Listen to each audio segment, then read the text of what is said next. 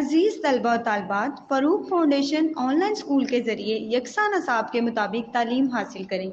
अगर हमारी वीडियोस पसंद आएँ तो चैनल को सब्सक्राइब करें और दोस्तों के साथ शेयर करें और बेल आइकन को लाजमी दबाएं ताकि आइंदा आने वाली तालीमी वीडियोस आप हासिल कर सकें। अस्सलाम वालेकुम बच्चों, कैसे हैं आप सब। आई होप सो आप सब ठीक होंगे।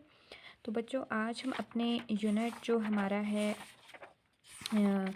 सबक नंबर 23 तारीख़ी इमारतें, इसको कंटिन्यू करेंगे। इसका जायज़ा जो है जो है 5, इसको हम यहाँ से स्टार्ट करेंगे। ठीक है, तो इसमें सबसे पहले हम देखते हैं ये दिए हुए इशारों की मदद से कहानी सुनाएं, नेज़ इसका कोई अच्छा सा उन्वान और इखलाकी सबक भी बताएं।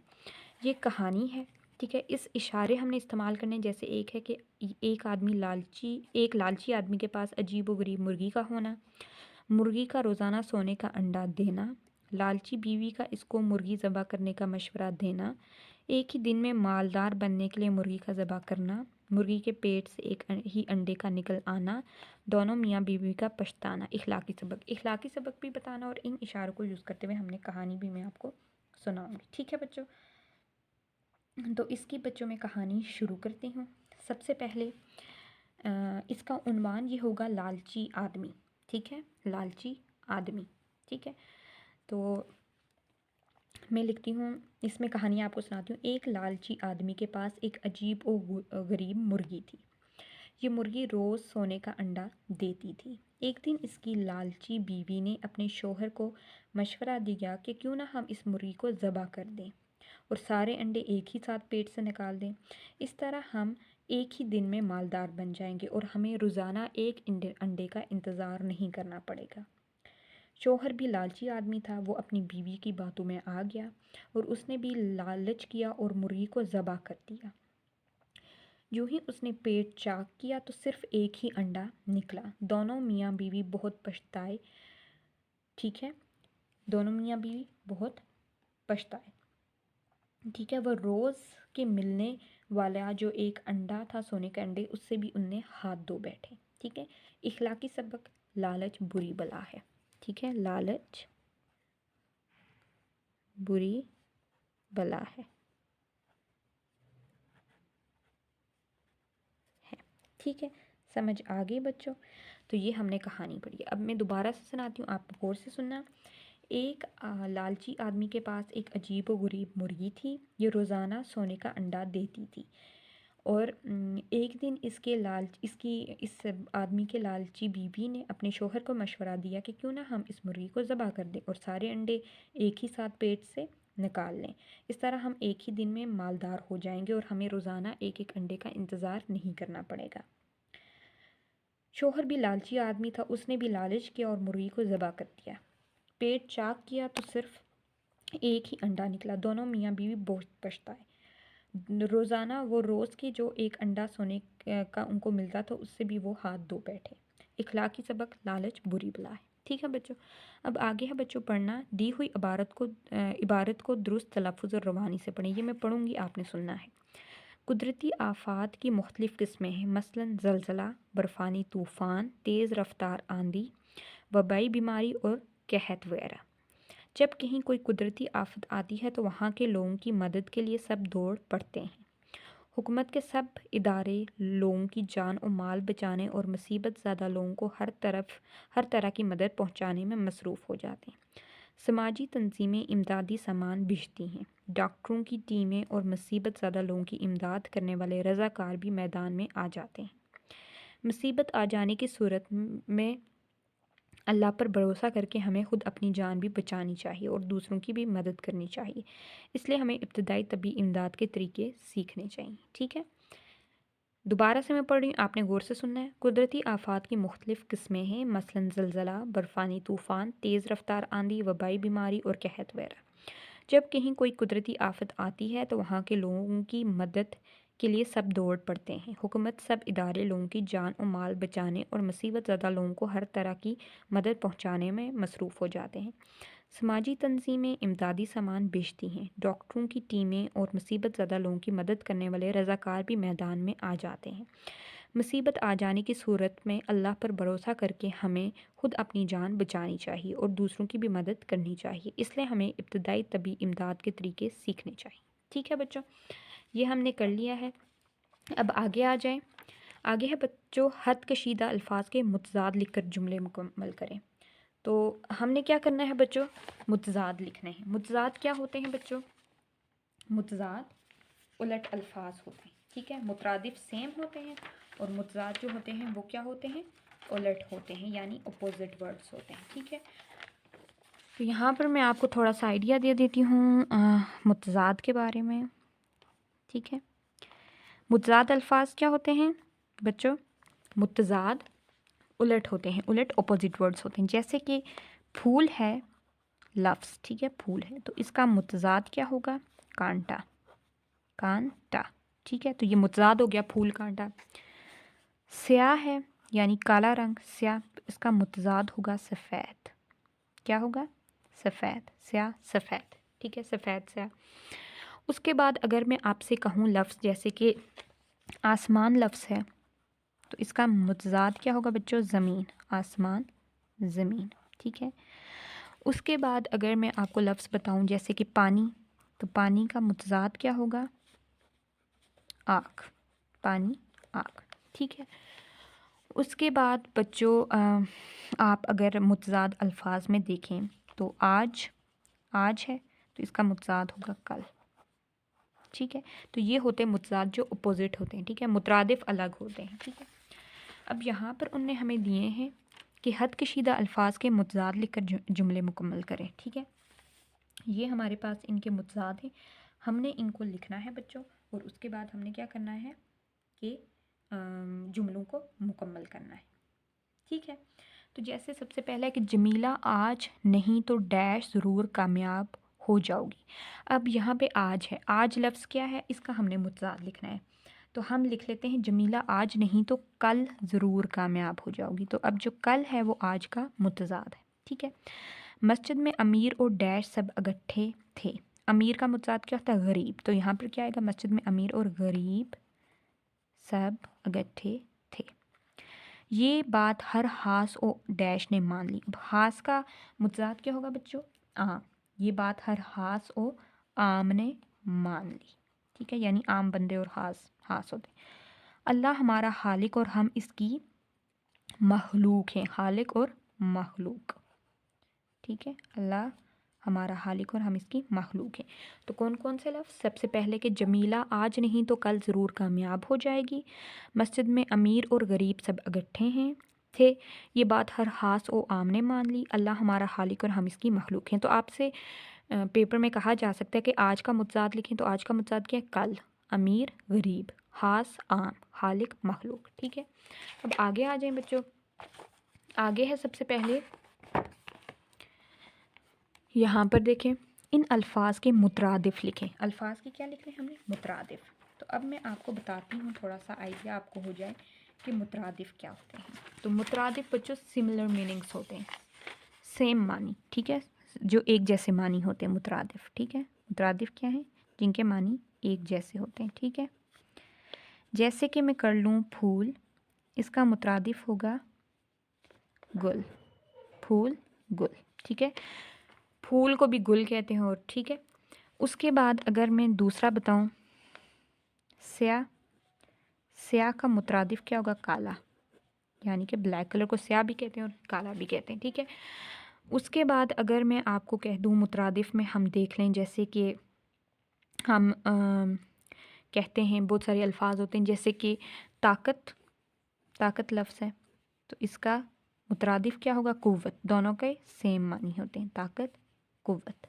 ठीक है, उसके बाद हम आगे लफ्ज़ देख लें बच्चों, जैसे कि हम देखते हैं आरज़ू, आरज़ू, तो इसका मुतरादिफ होगा तमन्ना या ख्वाहिश, तमन्ना या ख्वाहिश जो भी है। ठीक है, तो इन दोनों का सेम ये मुतरादिफ है। ठीक है, उसके बाद हम बच्चों और देख लें, जैसे कि हम देख लें कि हम लफ्ज़ देख लेते हैं आरज़ू।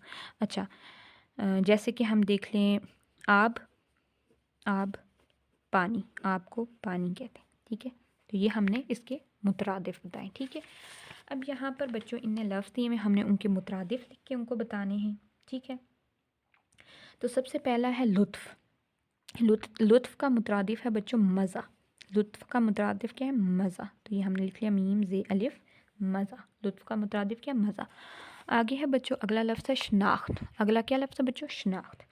तो शनाख्त का मुतरादिफ बच्चों क्या होगा? पहचान। पहचान यानी पहचान और शनाख्त का एक ही लफ्ज़ होता है। ठीक है, शजर। शजर बच्चों किसको कहते हैं? दरख्त को। तो इसका मुतरादिफ क्या होगा शजर का? दरख्त। ठीक है, दरख्त। चर्चा। चर्चा का मुतरादिफ क्या होगा बच्चों? चर्चा का मुतरादिफ होगा शोहरत। शोहरत। ठीक है, चर्चा का मुतरादिफ क्या हो गया? शोहरत। ठीक है, समझ आ गई। लुत्फ़ का मुतरादिफ क्या? मज़ा, शनाख्त, पहचान, शजर, दरख्त, चर्चा, शोहरत। ठीक है, आगे है बच्चों दिए हुए साबकों और लाहकों को इस्तेमाल करते हुए अल्फाज बनाएं। साबके क्या होते हैं बच्चों? कम, बद, गुल, जो पहले होते हैं लफ्ज़ से, और लाहके जो लफ्ज़ के बाद होते हैं। ठीक है, जैसे कि यहाँ पर सबसे पहले है डैश, कम डैश। तो हम इसमें क्या कर सकते हैं? आगे लफ्ज़ बना सकते हैं कमतर, कम तर। ठीक है, कमतर। अब बद है तो बद से बदतर। ठीक है, गुल है तो गुलदान, दान। ठीक है, गुलदान। तो ये लफ्ज़ क्या बन गए? गुलदान, बदतर और कमतर। ठीक है, अब इससे पहले हम लफ्ज़ बनाएं, जैसे हम बना सकते हैं मेहनत आमेज़। ठीक है, मोहब्बत आमेज़। ठीक है, तो यहाँ पर हम कर सकते हैं मोहब्बत आमेज़। ठीक है, उसके बाद है बच्चों तरीन। तो हम कर सकते हैं अहम तरीन, अहम तरीन। ठीक है, अहम तरीन। उसके बाद गार है तो हम कर सकते हैं मददगार, मददगार। तो ये हमने लाके और ताबके किए। ठीक है बच्चों, समझ आगे। कमतर, बदतर, गुलदान, मोहब्बत आमेज़, अहम तरीन, मददगार। ठीक है, आगे है बच्चों लिखना। इसमें कि हेडमास्टर या हेडमिस्ट्रेस के नाम जुर्माने की माफ़ी के लिए दरख्वास्त लिखें। तो ये बच्चों मैं आपको दरख्वास्त यहाँ पर लिख के इसका तरीका दोबारा से बताऊँगी ताकि आप लोगों को ये तरीका ना भूले। ठीक है, और आपको याद रहे हमेशा कि जो एप्लीकेशन है वो हम कैसे लिखते हैं। ठीक है, तो यहाँ पर मैं आपको लिख के बताती हूँ। दरख्वास्त, दरख्वास्त बराए जुर्माने की माफ़ी। ठीक है, दरख्वास्त बराए जुर्माने माफ़ी, माफ़ी। ठीक है, तो ये हम दरख्वास्त लिखेंगे। ठीक है, तो दरख्वास्त का जैसे आपको तरीका पता है कि बच्चों सबसे पहले हम लिखते हैं यहाँ पर थोड़ी सी जगह छोड़के बाहिदमत हेड मास्टर या हेड मिस्ट्रेस साहिबा गवर्नमेंट हाई स्कूल। ठीक है, तो यहाँ पर मैं लिखूँगी बाहिदमत जनाब, बाहिदमत हेड मिस्ट्रेस, हेड मिस्ट्रेस साहिबा। ठीक है, इसके बाद आप डालेंगे बच्चों कोमा। उसके बाद अपने स्कूल का नाम बताएंगे, government primary school, high school आप लिखते हैं जो भी लिखते हैं। ठीक है, तो हाई स्कूल लिख रही हूँ, हाई स्कूल, और जगह का नाम जैसे लाहौर, कराची, जो भी है, सियालकोट, जो भी है। ठीक है, तो यहाँ पर मैं लिख रही हूँ लाहौर। ठीक है, कॉमा डाल के आपने लिख लेना है लाहौर। ठीक है, बाहिदमत हेड मिस्ट्रेस साहिबा, कॉमा गवर्नमेंट हाई स्कूल मतलब अपने स्कूल का नाम, कॉमा और उसके बाद आगे जगह का नाम। ठीक है, मतलब जो जगह है। उसके बाद आपने अब लिखना है यहाँ पर हेड मिस्ट्रेस लिख लिया ना, तो यहाँ पर हम लिखेंगे जनाबे आलिया। अब इधर सेंटर से में। ठीक है, हम क्या लिख लेंगे बच्चों? जनाबे आलिया, जनाबे आलिया। ठीक है, अगर हम हेडमास्टर लिखते तो हम क्या लिखते? जनाबे आली। ठीक है, अब यहाँ पर से हम बच्चों थोड़ी से आगे से हम शुरू करेंगे। मोदबाना गुजारिश है, यहाँ पर गौर से देखना, मोदबाना गुजारिश है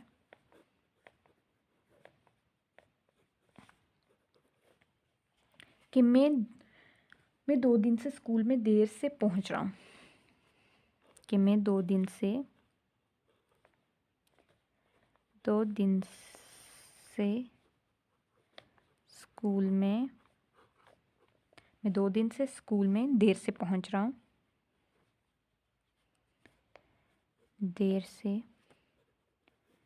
पहुंच रहा हूँ। ठीक है, ये आपने लिख लिया। इन ये जो एप्लीकेशंस मैं आपको लिखवाती हूँ इनको नोट कर लें, ठीक है, या आपको आ सकती है एग्ज़ाम में, ठीक है। इनकी वजह है, इसकी वजह ये है, इसकी वजह ये है, इसकी वजह ये है कि मेरी साइकिल ख़राब हो गई है। मेरी साइकिल ख़राब हो गई है।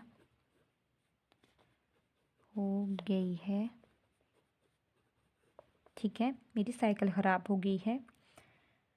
आगे आप लिख लें कि मेरे अब्बू बीमार हैं। ठीक है, मेरे अब्बू बीमार हैं, वो कई दिन से काम पर नहीं गए। मेरी साइकिल की ख़राबी की वजह से मुझे पैदल स्कूल आना पड़ता है। मेरे अब्बू बीमार हैं, ठीक है, वो कई दिनों से काम पर नहीं गए। वो कई दिनों से काम पर नहीं गए हैं। साइकिल की ख़राबी की वजह से मुझे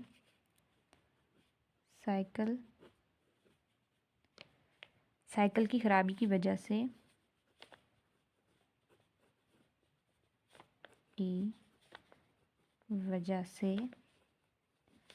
मुझे स्कूल पैदल आना पड़ता है। ठीक है, मुझे स्कूल पैदल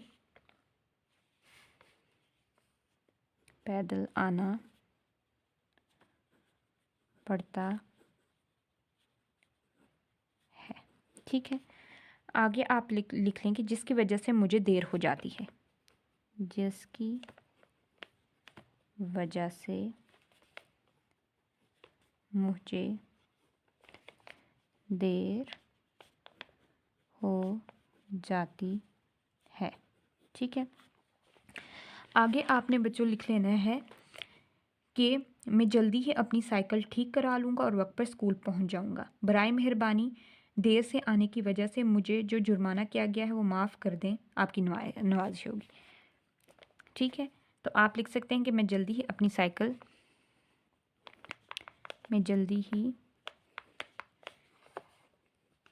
अपनी साइकिल ठीक करा दूँगा।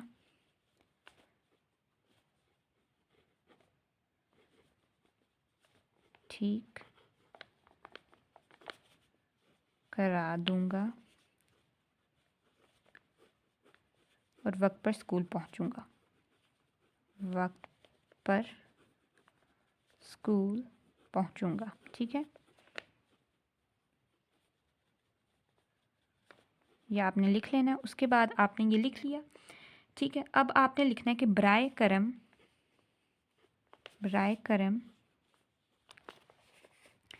करम देर से आने की वजह से देर से आने की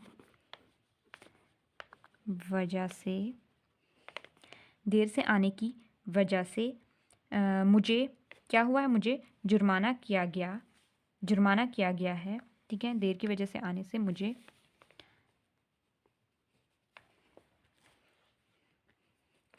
जुर्माना किया गया,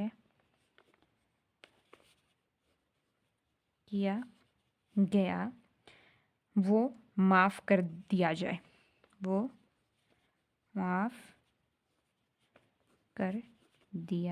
जाए।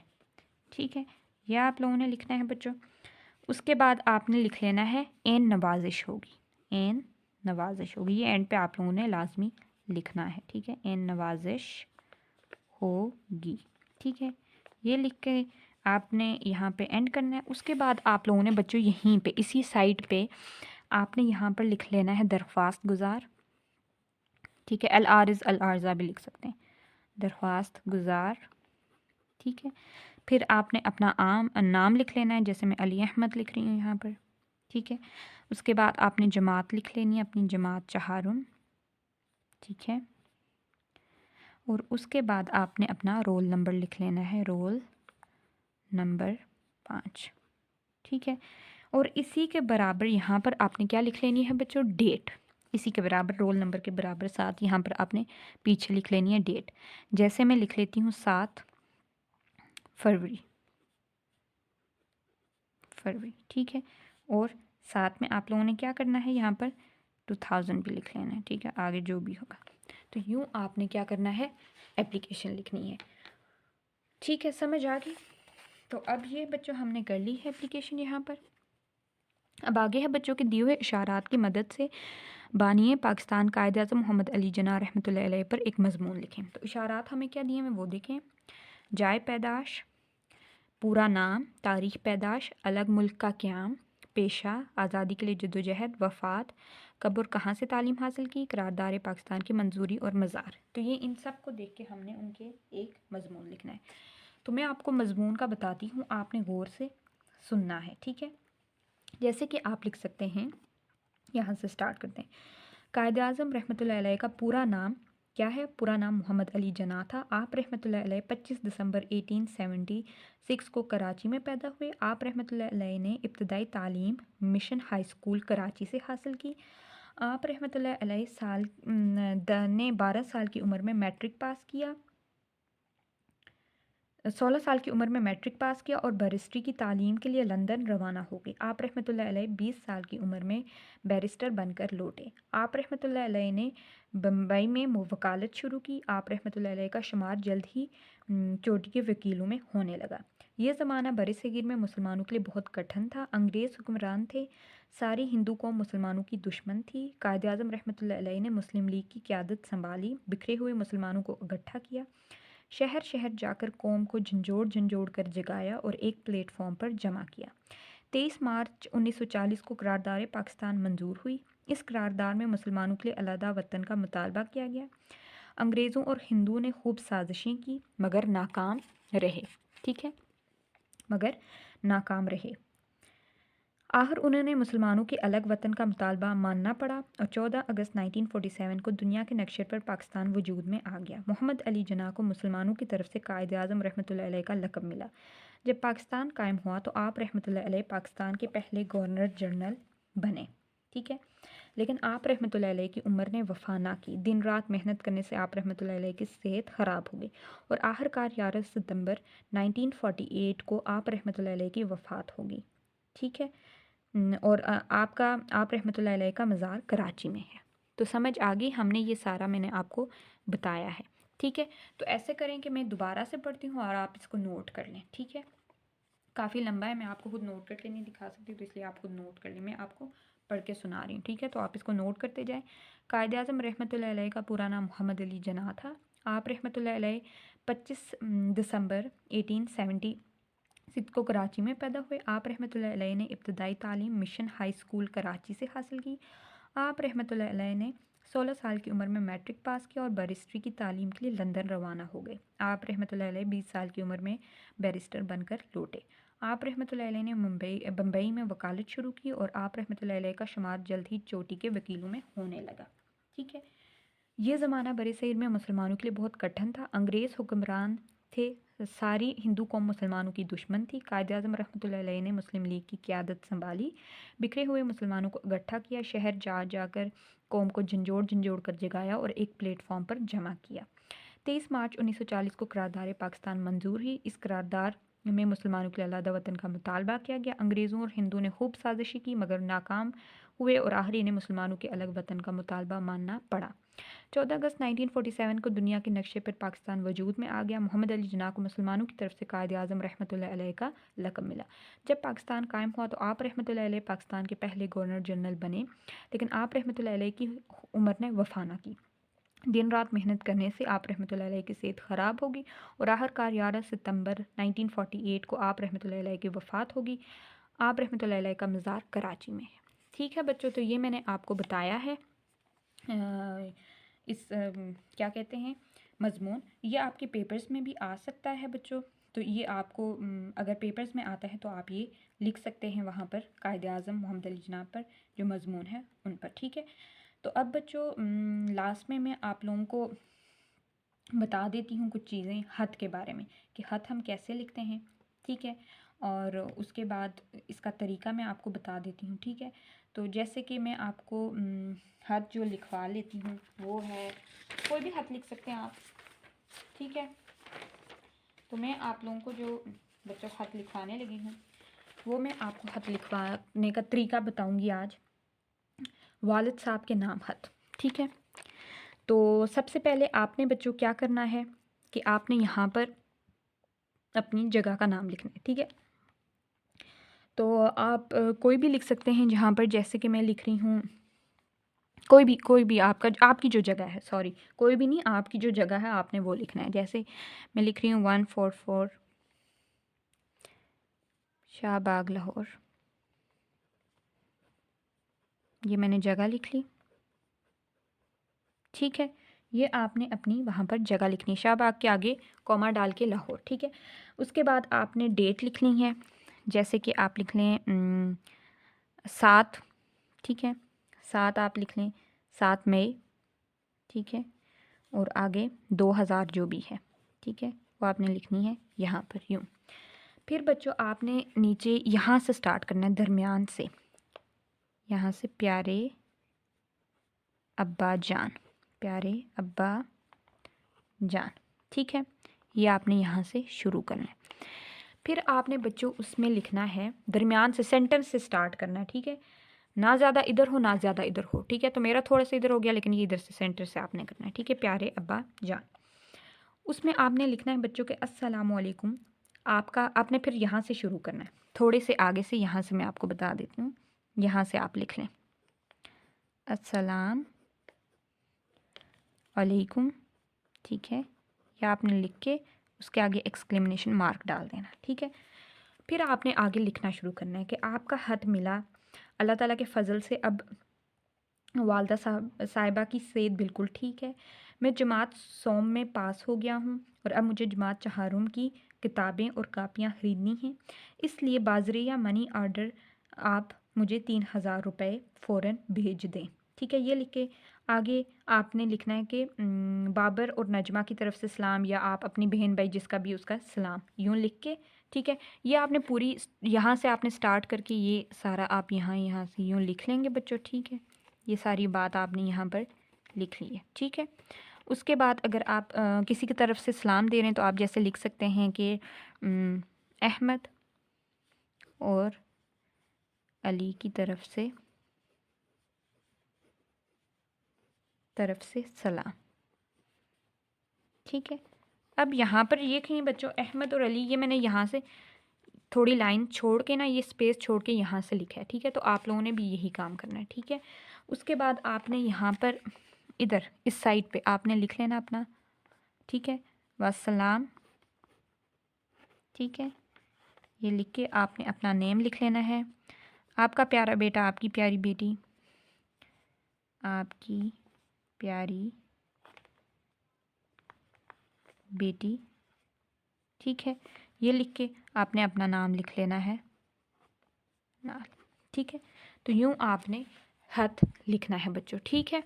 यहाँ से आपने शुरू करना है ये चीज़, यहाँ पे आपने प्यारे अब्बा जान, प्यारी अम्मी जान, कुछ भी, ठीक है। और फिर अस्सलामु अलैकुम, और फिर यहाँ से ये लिख के ये। अब इसके साथ मैं आपको बता देती हूँ कि जैसे आप कोई और ख़त भी लिख सकते हैं, ठीक है। डिफरेंट ख़त होते हैं, जैसे कि आपको मैं लिखूँ कि कुतुब फ़रोश के नाम ख़त, ठीक है। अगर आप किसी बुक सेलर को नाम लिख रहे हैं तो आप जैसे कि यहाँ पे आप लिखेंगे, अपनी जगह का नाम लिखेंगे, तारीख़ लिखेंगे। उसके बाद आपने लिखना है जैसे कि आप लिखेंगे बाहिदमत जनाब, जो भी आगे होगा नाम उनका, ठीक है। वो लिख के आपने कुतुब खाना उर्दू बाज़ार लाहौर लिख के, ठीक है, उनका यहाँ पर लिखना है। फिर आपने लिखना है कि अस्सलाम वालेकुम, बराए मेहरबानी मुदर्रजा ज़ैल कुतुब बाज़रिया दें। फिर आपने नाम लिखने हैं कि ये बुक्स मुझे चाहिए, और उनकी लिख के फिर आपने एंड पे क्या कर लेना है, अपना नाम और ये सारी चीज़ें लिख लेनी, ठीक है। तो ये बच्चों आपने इस तरह लिखना है, ठीक है। उसके बाद अगर आप जैसे कि दोस्त के नाम खत लिख रहे हैं मौसम गर्मा की तातीलात साथ गुजारने के लिए, तो आप यहाँ पर अपना ना जगह का नाम लिखेंगे, ठीक है। उसके बाद आपने डेट लिखनी है, फिर आपने यहाँ पर लिख लेना है प्यारे दोस्त अली, प्यारे दोस्त अहमद, और उसके आगे एक्सक्लेमेशन मार्क डालना है। फिर आपने लिखना है यहीं से अस्सलामुअलैकुम की उसके आगे आपने लिखना है कि आपको याद होगा चंद माह पहले आपने वादा किया था कि गर्मियों की छुट्टियां आप मेरे साथ गुजारेंगे। हमारे स्कूल में आज से छुट्टियां हो रही हैं, उम्मीद है आपका स्कूल भी बंद हो चुका होगा, इसलिए जल्द तशरीफ़ ले आएँ। वो बात लिख के फिर इधर से आपने लिखना है कि बाज़रिया हत अपने प्रोग्राम से जल्द अज जल्द मुझे आगाह करें, मैं आपको लेने रेलवे स्टेशन आ सकूँगा, ठीक है। थोड़ी सी स्पेस छोड़ के आपने ये लिख लेना, और फिर थोड़ी सी स्पेस छोड़ के आपने लिख लेना है मेरी तरफ से आपके घर वालों को सलाम, फिर वह सलाम लिख के आपका दोस्त ही हो। तो यूँ आप पूरी हत लिख सकते हैं किसी को भी। तो ये आप लोगों ने तरीका बच्चों देख लेना है, ठीक है। तो बच्चों यहाँ पर हमारा ये लेक्चर कंप्लीट हो जाता है, ठीक है। तो आपका काम ये है कि आपने ये इस पे मज़मून लिखना है लाजमी, ठीक है। उसके बाद हद की और जो है दरख्वास्त उसकी आपने प्रैक्टिस करनी है। और यहाँ पर हम अपने इस लेक्चर को कंप्लीट करते हैं। अपना ख्याल रखिएगा। अल्लाह हाफ़िज़।